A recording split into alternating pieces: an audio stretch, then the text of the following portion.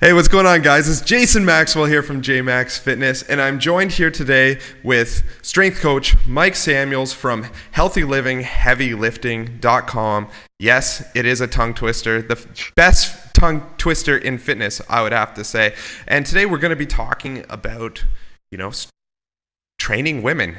How should women train? All that great stuff. So, Mike, how about you give us a little bit of a bio and an introduction of who you are and what you do. I know you've been on the show before because this is your second time, and my audience probably knows you very well anyway, but I think it's good for new listeners to have a good bio of yourself. Hey Jason, yeah, sure thing. And first I just want to say that best tongue twister in fitness might have to go on my business cards on my website, I think, actually. Yeah, I like that. And you did quite a good job of actually saying it. So yeah, better than most people anyway. But yeah, basically I'm strength coach, online strength coach and a writer. So I started off as a personal trainer about 8 years ago, I think. Started off just working in gyms, got qualified as a personal trainer, and then gradually moved into the online world. So train a fairly wide variety of people, from guys and girls just wanting to get a bit leaner, right up to people looking to step on stage and do bodybuilding or physique competitions or compete in powerlifting. So alongside that, I also work as a writer, blog for my own site, blog for several different other sites, do some writing for other fit pros. So yeah, that's kind of me in a nutshell, really. Pretty cool. You got a lot going on, obviously. So let's go back a couple years ago. I'm not sure how long it is, but I want you to tell me about your first female training client ever. It had probably been when I was working in a gym, actually. And I think, had a few come to me around about the same time. But I guess one who probably stands out would have been a woman who came to me. She was kind of a couple of stones, about 30 pounds overweight. And she'd done the typical thing of, trying to go running and go jogging, but always got hurt because ankle problems, knee problems, hips and backs, and everything hurt. And she tried all these fad diets, so done like low carb, done paleo, done everything you can imagine, Slimming World, Weight Watchers, everything like that. And kind of got herself into this idea of thinking that her metabolism was to blame for everything, or she was just too old to lose fat. And she was only, I think it's about 34, 35, so still young. Yeah, so still had loads of scope to progress and get stronger and everything, but she just hadn't really been able to progress. And there are a few reasons for that. I think one was probably, I wouldn't say training wrong, because any kind of training is good. If you're doing cardio, you're getting fitter, you're burning some calories, you're improving your health, but it's not the most effective way of training to actually burn the maximum amount of calories and to change your body. It can make you lose some weight, but it doesn't particularly sculpt the areas that women usually want sculpted, like the butt, the shoulders, midsection, the thighs, all of that.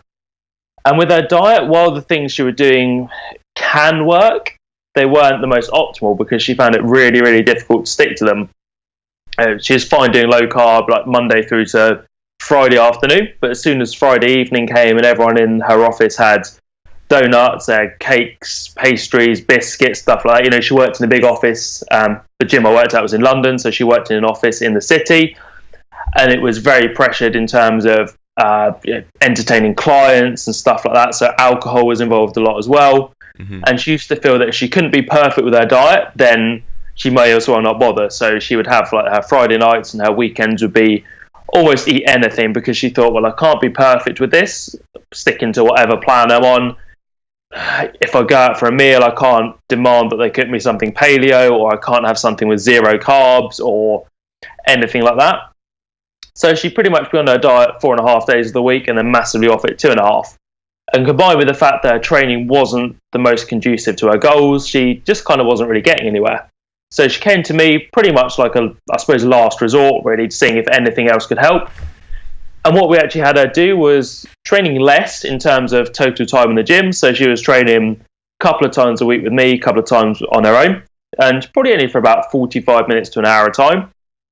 And actually we got her lifting heavy. So heavy in terms of relative to her, but most of her work was kind of 6 to 12 reps per set. She was doing a few sets of everything, basic lifts, but mainly free weights, and compound moves, so squat variations, lunges, deadlifts, everything like that. And with her diet, we just kind of simplified it. So we talked a bit about calories, about monitoring that, and about getting more protein in as well, because that's one thing that a lot of people don't realise is that importance of protein, how powerful it can be for fat loss. So we more or less simplified everything. We took away a lot of the rules we had, and we just got her something that she could stick to effectively and get the results she wanted without having to feel like she was sacrificing loads of family time, without feeling like she had to go out running or train for 2 hours a day. And it's over the course of, I suppose, probably, 3-4 months perhaps? Yeah, probably about 4 months. She lost the weight she wanted. She actually didn't lose as much weight as she thought she had to in the beginning. But what she found was where she was building some lean muscle, she wasn't bulking up as such, but she was getting a much, much better physique. So actually we lost about a stone, so kind of 14 pounds. Mm-hmm. And she felt that was kind of where she wanted to be in terms of physique. And from then it was just a case of maintaining stuff. So training pretty much stayed the same, and diet-wise, she just actually found she could eat a bit more and then maintain her weight. So carried on working together for, I suppose, about a year after that, and then I moved away from the area. So yeah, I suppose that's kind of a longish story, but that's a basic overview of the first female client I worked with properly once I was a personal trainer.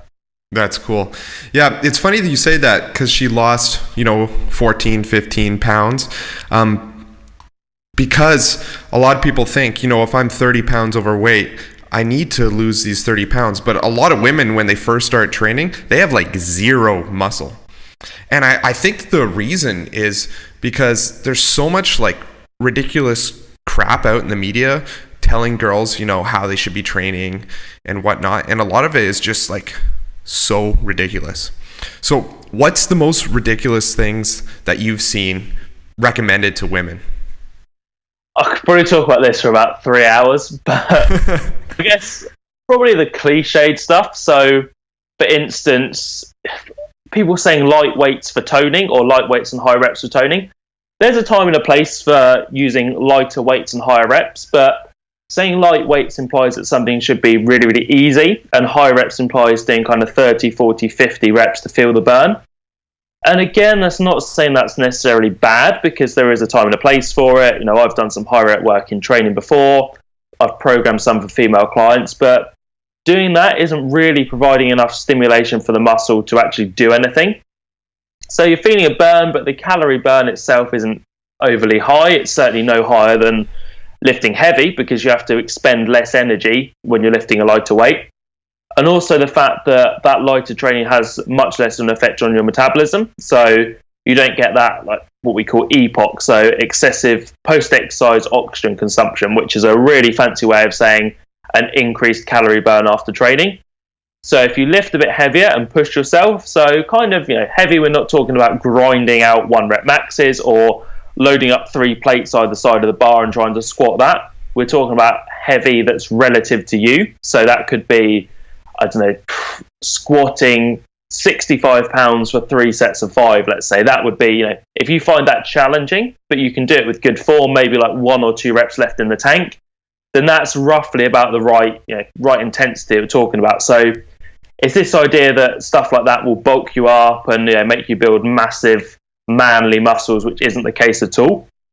It's got loads and loads of benefits in terms of that. So that would be like one huge myth. And I'd say the other one relates to diet. So it's either the fact that you have to starve yourself to lose weight, because if you're training right, you don't, and actually you can eat a hell of a lot more than oftentimes people will say that you can, or you think you can, and not having restriction as well. So something I've been talking with a lot of people about recently is, carbohydrates, for instance. A lot of women out there think they have to go low carb or even zero carb to lose any fat whatsoever.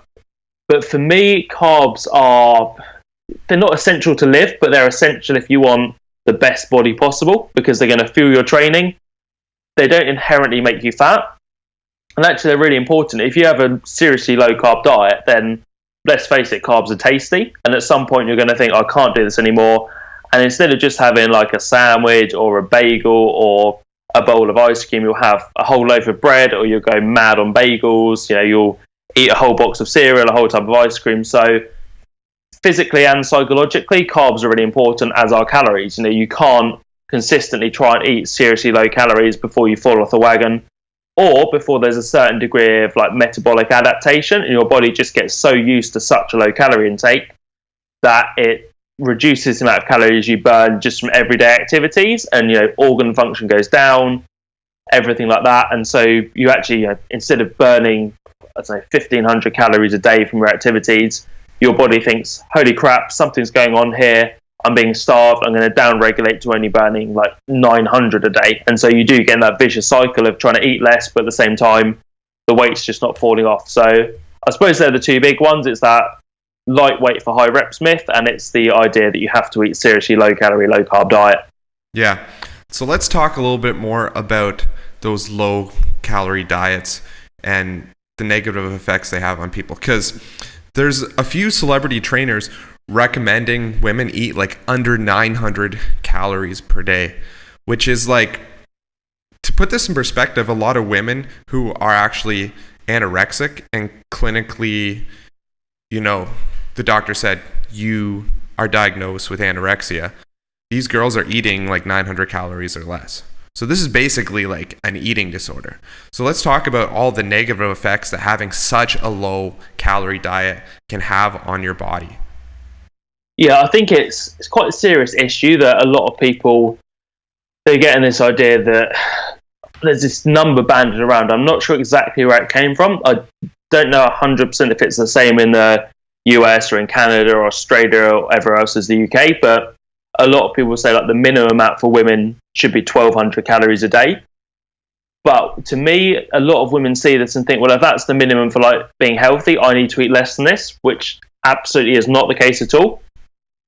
Calorie intake is very, very individual. So obviously the main determinant in how many calories you should eat is body weight, which is why if you are starting off, say, like 40, 50 pounds overweight, there's no need for you to go down to that low calories. Your body is used to burning quite a few because it has to expend more energy to move you around, so you can have more calories. Same time, activity level. A lot of people, if you're training 3, 4, 5 times a week, if you're quite active, so maybe you've got a job that requires you to be on your feet most of the day, perhaps you walk to work, perhaps you've got kids that you walk around with and you have to run after, even if you just go walking or you're active with friends or with different activities that you do, all of that burns calories. So again, not only do you need to eat to fuel your basic function of breathing, digestion, circulation, just staying alive, you need to eat for that, and then you need to eat for your training as well. So if you're not doing that, what can happen is, first up, psychologically, you're drained all the time. You're tired, you're hungry, you're grumpy, you're lethargic, you're irritable.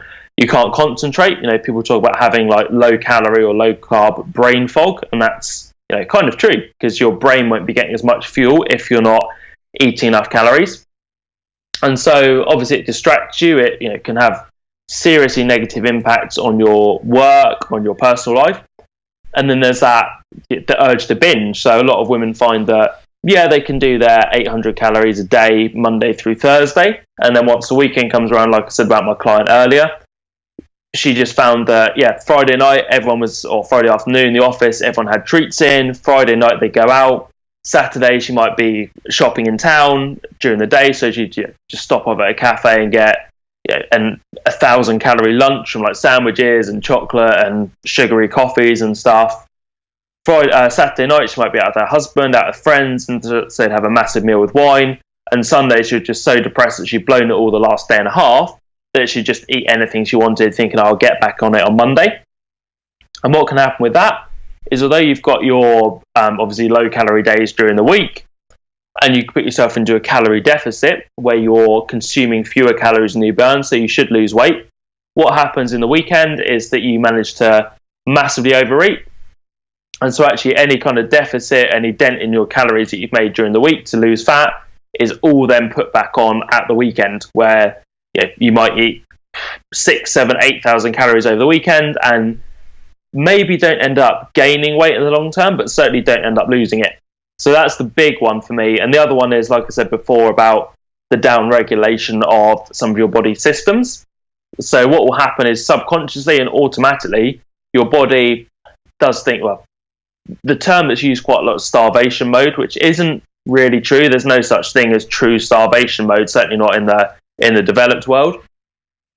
But what does happen is that something called your NEAT goes down. Now, NEAT is non-exercise activity thermogenesis, which means the amount of calories you burn per day through things you don't even think about. So walking around, you're sat there and your foot's twitching or whatever, or just moving subconsciously.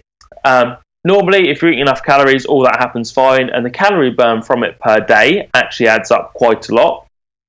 So you're talking potentially, like 60, 70, 80 calories an hour just from doing that, which is quite a lot. But if your body's not given enough calories, it pretty much stops all that NEAT from going on, so your calorie burn plummets. So you can, in an average working day, say you're up and about for like 12 hours, you might burn 700 calories from NEAT. If you're not eating enough, all of a sudden that massively drops, and so you might only be burning kind of 200. So you've stopped burning 500 calories a day purely because you're not fueling yourself, and your body goes into like survival mode and thinks anything non-essential I'm going to stop doing. And that's how people end up getting to the stage where they are eating like 1,000 calories a day or 800 or whatever, and not really losing any weight. They'll probably be burning some muscle mass as well, and all their fat mass is staying. So even if the scale is dropping, that's probably from a loss of muscle, which means you're going to look like saggier, you'll look a bit flabby, you'll lack some tone. And so again, kind of long-winded answer, but they're the two things, the psychological and the physical aspects that tend to happen. Yeah, it's really frustrating for girls too, because they'll go on this crazy diet for like 8 to 12 weeks, eating 900 to 1,000 calories per day, and then they start to plateau at the end of it, and then they're like, well, my diet's over, I'm going to go back to eating normally again. So their body is only burning 900 to 1,000 calories per day just sitting on the couch watching TV, or even just going out and going shopping and stuff, and then they're eating their regular calories again, which is like 1,700, and then that's an extra 700 calories per day adding up. So they're going to end up gaining all that weight back, probably plus more, unless they keep dieting. So once you go into this diet, you're just like, you're stuck in it if you're doing it wrong. Yeah, 100%. I think people refer to it as like the cycle of restricted dieting. And it is true. As you said, if you adapt to burning so few calories, I suppose, throw some numbers in there. If you've never dieted before and you've not actively dieted, and you train a bit and you find that actually you can kind of maintain your weight on, let's say, like you said, 1,700 calories a day, and then you do a drastic diet where you go down to like 900 and don't really see any results, and then go back to eating after that, your maintenance calories might actually then after that be down to like 1,300. So if you go up to eating 1,700 again, you're going to start gaining weight. All of a sudden you think you need a diet again, you go back down to that 900. This time round you might, I don't want to say screw up your metabolism because it is like recoverable, but you might temporarily mean that you can only maintain weight on 1,100. So then you go back to eating normally at 1,700. All of a sudden you're gaining weight at an even faster rate again. So it happens quite a lot, and it's pretty terrible that it does. But I find a lot of females do tend to do that, and it's because they're, I suppose, being almost tricked by the dieting world to say you need to do this, and they get into the habit of doing low-calorie diets, which long term can set you up some real problems, and actually quite hard work then after that losing weight going forward. Yeah. All right, so let's transition from dieting to something else that's very important, strength training. Why do you like strength training so much? There's loads of reasons for it, and I think I've touched on a few already. One is that idea of the excessive post-exercise oxygen consumption, or EPOC. So when you strength train, what happens is quite a bit of muscle damage. Now, muscle damage in that respect is not bad. It's not like an injury or tearing something or pulling something. But when you train with weights, there's tiny fibers in the muscle, and what happens is they kind of break apart as you lift. And in the repair and recovery process, those fibers then rebuild and regrow, and that takes a lot of calories for your body to do. And that doesn't really happen with like aerobic exercise. So what happens is, in order to help that recovery process, your body has to expend more calories. So weight training in itself is, people talk about the metabolic boost or how it raises your metabolism, and that's where that comes from. There's a lot of truth in that. Metabolism can be raised for up to about 48 hours. I think even some studies say 72 hours. So one weight session, you keep burning an increased number of calories for the next 2 or 3 days. For cardio, again, that just doesn't happen. It might be like half a day or so. So it's just not the same. People also forget that weight training in itself burns calories. So if you're working hard, even if you're taking like a minute, 2 minutes rest between sets, you're still working really hard, and you can burn 300, 400, 500 calories an hour, which is quite substantial, really. Then you've got the idea of, it doesn't just help you burn calories and lose weight. It actually sculpts your body as well. Now, this is the thing that I find a lot of female clients who come to me do mention wanting to lose weight, but actually they mean they want to change their figure. So I'll say to them, okay, well, you want to lose weight? Tell me what you would like to look like. And they'll say, oh, I want to look like, I don't know, Jessica Alba, or I want to look like Kate Upton or someone. And, those girls will train with weights to get the physique that they want. And they might have really good glutes and calves and defined midsection. And that comes down to losing some body fat as well. But most women don't have like the degree of muscle mass needed to get that definition and that tone and the curves and the shape unless they lift weights. Genetically, our bodies don't really want to carry much muscle. So if all you do is cardio to lose weight, you'll drop some pounds on the scale, but you're going to end up looking, as I said before, quite skinny. You'll look flabby. I always equate it to, no matter what you think of her as a person or not, but Gwyneth Paltrow. There's not many women who want to have Gwyneth Paltrow's physique of looking very, very skinny and skeletal. It's not, not what most women strive for. So if you want tone and curve and shape, whatever, lifting weights is pretty much essential. And then there's also, I'd say, the psychological benefit. So again, been speaking to a lot of female coaches and trainers and just women who lift recently, and clients as well. And they've said the feeling they get after getting a personal best on their deadlift, or they've moved up a set of dumbbells on a dumbbell chest press, or even I don't know, they've, for the first time ever, they've managed to do 3 sets of lunges with a certain weight with perfect form. It's incredibly uplifting and quite empowering, and you feel like a massive rush from it. And people talk about things like the runner's high and whatever because there's that endorphin release and everything, but aside from that, you don't really get it with cardio. You feel a bit better because you've done something, and you might have got rid of some stresses and worries. But weightlifting does all that, and it gives you some quantifiable data to actually look back on and say, I've improved from last week. Everything I've done has got better. And it's incredibly easy, especially in the early stages and intermediate stages, to actually get better every single session. So you add reps, you add weight, you add sets, take shorter rest times, you do more in the session, you use better form, all of that. You can do that pretty much session on session. So every single time you're going into the gym, you're coming out thinking, I was better than the time before. And that's massively motivating. Even if you're not worried about a weight on the scale, it gives something for you to look at and say, hey, I've actually got better from 2 days ago. So, the benefits go on and on, but I suppose I think it's about 4 there. They, for me, would be the main ones. Yeah, it really is incredible. And the look on a woman's face when she finally can do one pull-up compared to never being able to do a pull-up before in her life is just, it's a great feeling.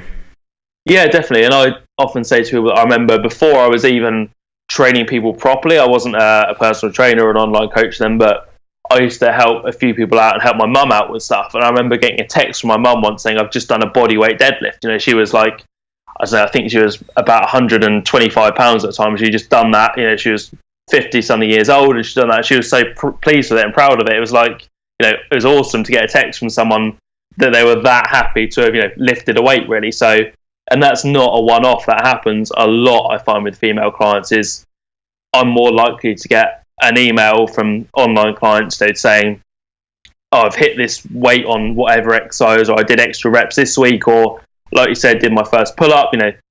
If they've lost weight on the scale, they'll tell me that in their normal weekly update. But they'll often email me and say, oh, I did this today, relating to a weight in the gym, which is fantastic. Yeah, it's pretty cool. How do your programs change from men to women? There are a few differences. I think there's 2 misconceptions, and one of them is that men and women should train completely differently, which they shouldn't train completely differently, and one is that they should train exactly the same. But there are small, subtle differences. The main one is going to be volume. So women can typically do a bit more volume. Now, volume refers to like the amount of exercises and the sets and reps in a program. So because females tend to, on the whole, lift a bit lighter than guys, just because obviously they're lighter, they have less muscle mass, less testosterone, which is another reason why women won't get massively big and bulky. And because their recovery capabilities are better, most women will find that, you know, for a guy, if I was programming a leg workout that had, say, like 16 working sets in, a woman could probably do like 19, 20, 21 or so. They can do maybe an extra 20, 25% more volume. Also, they don't tend to need as long a rest times. So even like a strength training session, I might only have female clients resting for 2 minutes between sets. Some stuff might be as low as 30 seconds, or they might even kind of do some more supersets, so doing exercises back to back. And then after that, it, I suppose, relates to what areas women want to focus on more. So obviously guys tend to want to have like the V shapes. They want a bit more maybe chest and shoulder and lat work, some arm stuff, you know, do legs as well. But if they're only training for, you know, what they deem the ideal physique, it's probably going to be those areas. Whereas females, it does tend to be they want the glutes to be bigger, so they want, you know, want the butt. Legs are important, but I find most females don't want thighs to be too wide, so they might have a bit less quad work in there, a bit more hamstring and glute stuff. And the same thing with the upper body, they want kind of narrow waist, and well, they don't want to be kind of wide shouldered, tends to be, you know, they want, again, a smaller sort of taper, so stuff like shoulders and upper back work are quite important as well. So we'll change it with a few bits. I'd say, you know, if someone picked up a generic program, and that wasn't sort of deemed for either male or female, I would say to a female client, you know, you probably want to do maybe a couple of extra sets or one extra set per exercise. Maybe take the rest times down a bit, and then just tweak the tweak exercise selections slightly to suit what you want to do relating to your goals. Mm-hmm. Yeah, it's interesting because I feel like with women, you want to kind of work with that hourglass shape and, you know, bring it out more with the curves. But the guys, they want to look big in certain areas and as muscly as possible, really. So let's say you have 3 different clients with 3 different goals. One girl wants to train for a bikini competition. One wants to do powerlifting, and one just wants to build muscle. What would you do with each of those people? Okay, I think, I mean, nutrition is going to determine it as well, but certainly in terms of, you know, the bikini client, you're probably going to get her doing, I'd say, kind of more shoulder work. Bikini competitors don't tend to do too much chest work, so you might take out stuff like bench presses, like any sort of dumbbell presses, and do a bit more shoulder work. At the same time, glutes are going to be a big focus because that's one area that judges look for a lot. So we might do something like, you know, probably a bit more of an emphasis on lower body. So you're talking about, you know, strength isn't as important, or that is still important. So we might do something like 3 lower body days with an emphasis on glutes for most of them, but still doing quad and hamstring work at the same time. And 2 upper body days mainly focused around shoulders and upper back would be a general template for that. There's not going to be too much low rep work in there because that's going to be posing a slightly higher risk of injury. They're probably going to be dieting down, so calories are going to be a bit lower, recovery is going to be lower. So most of the work in there is going to be like probably a minimum of 5 reps. Most stuff will be in like the 8 to 12, 10 to 12 kind of range. For the powerlifter, there'll be a lot more focus on the competition specific lifts. So it'll be squatting, deadlifting, and benching. How often we do those probably depends on what frequency or what her schedule allows. But as a standard guide, I'd have something like 1 lower body session with a primary focus on squat and a secondary focus on deadlift. So you might be talking about like heavyish back squats and then lighter deadlifts, or a deadlift variation like some stiff legs, some deficits, some pause deadlifts. A second lower body session later in the week that would be focused on deadlift. So again, you're going for like heavier deadlift, so 3 to 6 sets of 3 to 6 reps, just say give or take. And then like a lighter squat or an accessory squat, so you might be doing some box squats, some pin squats, some pause squats, some front squats. throw some other accessory stuff in there as well. Then the upper body session is going to be the same. We'll have a bench session early in the week that's strength based, so heavier bench with a lot of accessory stuff in there for upper back. So you're talking pull-ups, pull-downs, rows, some arm work, maybe some dips, push-ups, tricep work, maybe some shoulder stuff. And the second session, probably going to get a benching again. It could be a competition bench press, but for slightly higher reps with a lighter weight, or it could be some dumbbell work. And accessory stuff's going to be kind of the same. So you're looking at other bench press variations, incline bench press, a spoto press, a pause bench, and then all that upper back and arm stuff again. And what's the third one? General muscle building client, was it? Cool. So for her, it's probably going to be a blend of the two. I think there's this big misconception that to build muscle, you have to do lots of isolation stuff. You have to do loads of exercises. But I always relate to it as, I remember I was talking to Dr. Mike Israel once, who's an awesome coach, and he was saying that his analogy is, why do more in general? Just do more of the stuff that works. So, for instance, in their lower body session, a lot of females have this idea. They get workouts from Instagram or from people on Facebook, or for basically women who have got really good marketing campaigns behind them and have got good bodies but don't really know the science behind training. And so a lower body workout could be leg extensions, the adductor and abductor machine, a leg curl, a glute kickback, some clamshells, some sumo squats, some sumo deadlifts, some single leg press, 3 types of calf raise. They've got 12 exercises in there. I'd rather condense that and do something like a squat, a deadlift variation, some sort of single leg move, so a lunge or a split squat, maybe some isolation stuff like a leg extension or leg curl, maybe some leg press and calves. So you're just doing 5 or 6 exercises. Most stuff kept for 3 to 5 sets, 6 to 12 reps, or even say 6 to 10 reps maybe. Do that for your first session. Do similar with the upper body. So 3 to 5 sets, 6 to 10 reps on, just say, let's go, a simple structure would be a horizontal push, so a bench press, a horizontal pull, so a cable row, vertical press, shoulder press, a vertical pull, so a chin up or pull down, and then some isolations, maybe lateral raises, curls and push downs. And then the second session of each in the week, so a second upper, second lower, will be almost the same, possibly slightly different exercises, but the same kind of structure. But you might just lower the load slightly and up the reps, so you're working in the 10 to 15 rep range instead. So you've got one slightly more strength-based and one slightly more hypertrophy endurance-based, but it's going to be a blend of the first two pretty much. So there's innumerable ways you can do it, but for me, they're kind of my go-to plans. Training 4-ish times a week, hitting most body parts at least twice, and then a variance of rep ranges tends to work really well, I find. Mm-hmm. Yeah, so as you notice here, comparing this to a workout for a man, it's the principles that are basically the same, because the principles don't change between males and females, but it's more like exercise selection and differences in volume where it can really have a huge impact on women versus men. And I think that's where the programs differ. Now, I talk to a lot of girls and they always tell me, I want to build muscle, but I'm really afraid of having to actually bulk up and get fat looking. They don't want to have to get fat in order to build muscle. So what do you do for those girls that, don't want to get fat but still want to build muscle?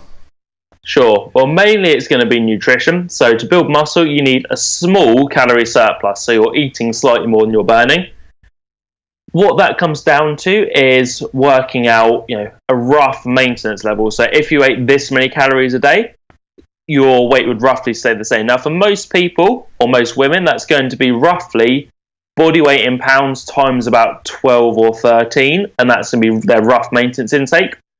Now, to build muscle but not put on any fat, you need to go slightly above that. So we're talking adding, maybe 200, 300 calories a day, and that will slowly help you build muscle. If you want to build muscle a bit faster, then you're going to be looking at maybe adding 500 a day. But again, there's going to be, the potential risk that you do put on a small bit of fat. Now, that can easily be taken off later, but obviously it depends on your goals. So if you're, it's easier with guys because I think a lot of guys are more comfortable about carrying a bit of extra fat.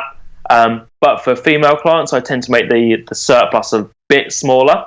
And what I say is, let's just monitor stuff. So, keep an eye on your strength levels. Your strength should be going up. Your body weight should be going up gradually, but you should still be comfortable with how you look. So if you find that, you're not quite so comfortable with how you look, if you find that you're potentially, if you're taking like measurements, then your waist and hips are going up more than you'd like them to, you can always just rein that calorie surplus back in slightly. So take off the extra again. You can always add in an extra cardio session, just a short one to burn a few calories. But pretty much just monitoring it, and that idea of being comfortable with the scale, maybe going up slightly, because long term it's going to be much, much better for your physique. And just consistent monitoring. So if you're strict, by strict, it sounds a bit harsh. I'm not saying be hard with yourself on being 100% consistent all the time, but be consistent with monitoring your calorie intake. So for instance, if you've worked out that actually to build lean muscle you need 2,000 calories a day and 140 grams of protein a day, you try and stay within 10% of that. So, just slightly either side of it, even within 5% of the calories, so like 1,900 to 2,100. Monitor that. There's no reason at all why you should gain fat.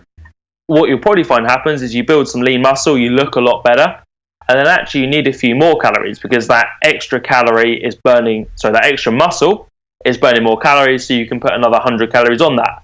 And then you'll carry on building some lean stuff without putting on any fat.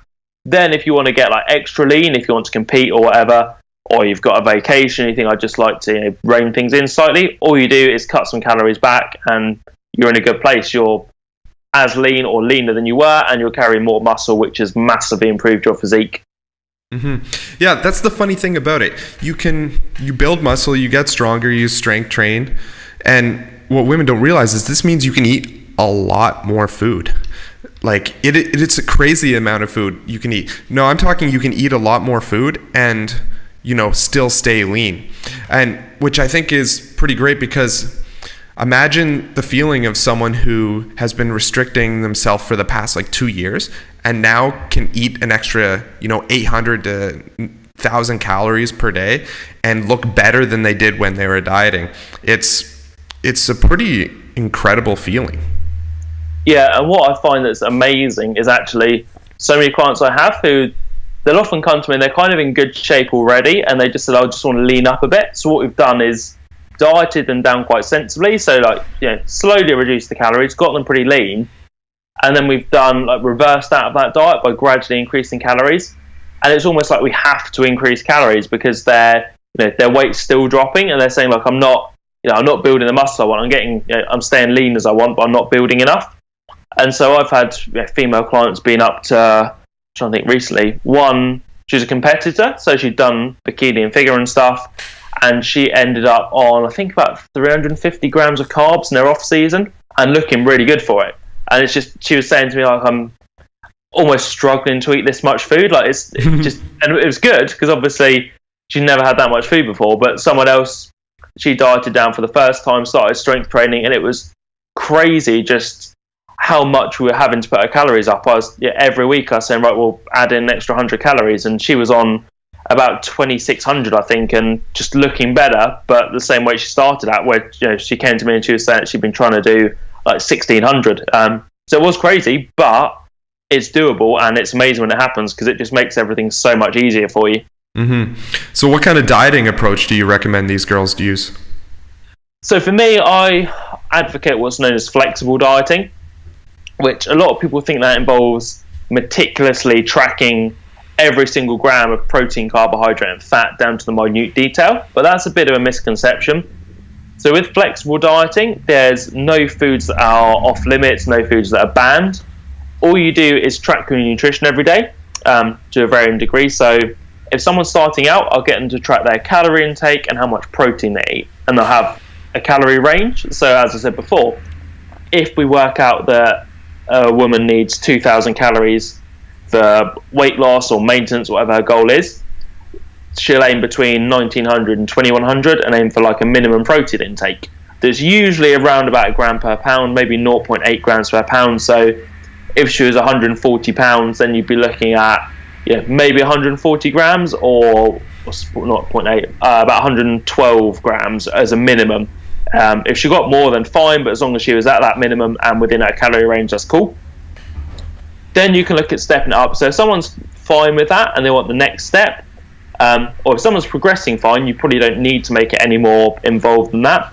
But if someone does want the next step, then that is to factor in carbohydrates and fat. So within those calories, they'll also have targets for carbohydrate and fat, as well as their protein.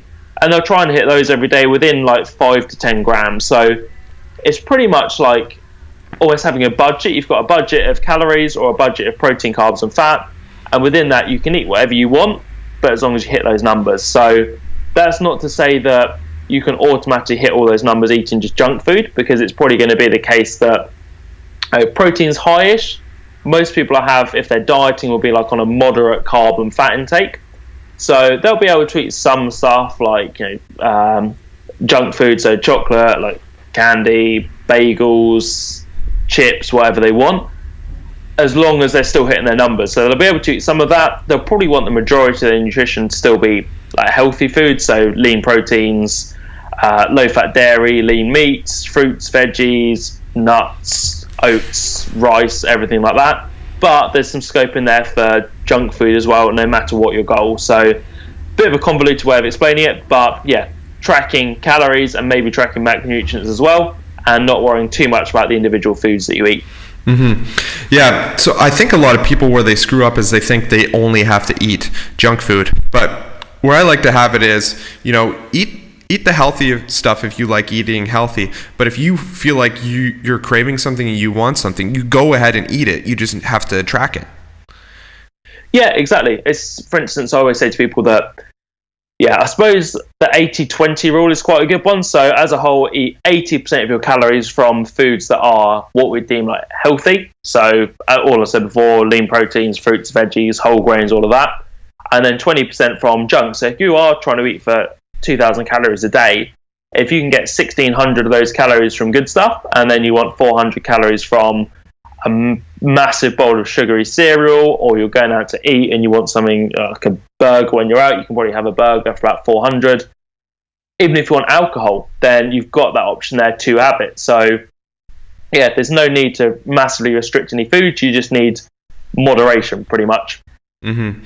Yeah, it's super important. So let's talk about our new program. We have a program. It's actually, when I publish this podcast, it's the actual day that the program is coming out. So, it's available now. It's called She Lifts. You did the programming for it, so I'd like you to just, tell people a little bit more about it. Yeah, sure. Well, first up, it was really good fun. Don't think I've ever done anything quite so comprehensive in terms of programming. And we've pretty much, we have got something in there for everyone. So what I think we both wanted was something that it would fit two groups of people. It would fit the people or the women who just wanted some programs. I think we've got programs in there for like 2 days, 3 days, 4, 5, 6, and 7 days a week. So no matter what your schedule, you can train.